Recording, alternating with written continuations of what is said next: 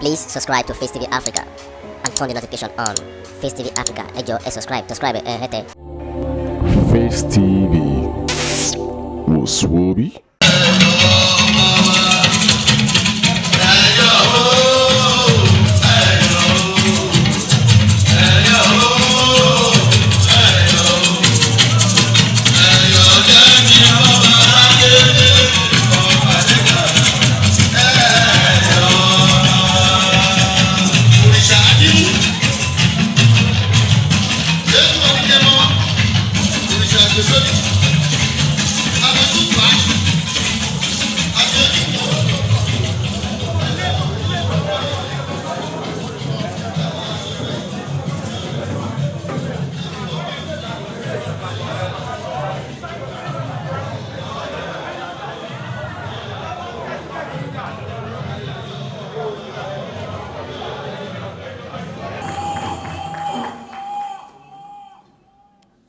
We also have here Chief Folakemi Oladimeji Iyalaje of Joga Land.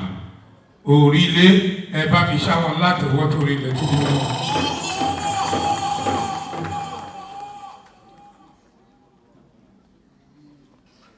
We also have here Mr. Demola Aare Iba CEO Mandas Shipping and Freight International.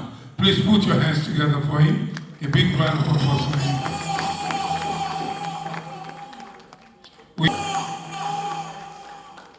The CEO, African Refugee Foundation. Ọmọ Baba Olúṣọlá nìyẹn. We also have here Chief Mrs. Bola Makinde Yeye Oba of Miron. Please put your hands together for her.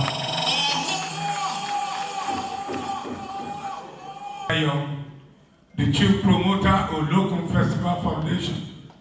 The Chief Convener, Odua Progressive Union worldwide in almost 100 countries. The National Coordinator, Odua People's Congress.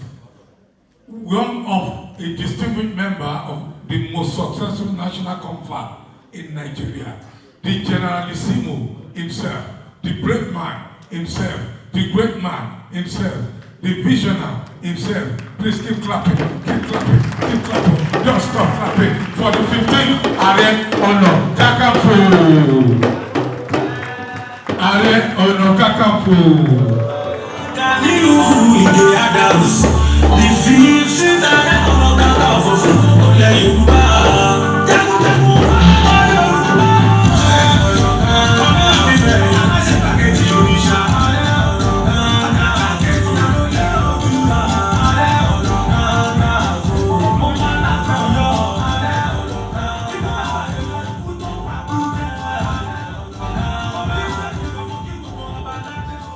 Please subscribe to Facetv Africa and turn the notification on. Facetv Africa, ẹ jọ̀ọ́ ẹ subscribe, hete. Face TV was Swoby.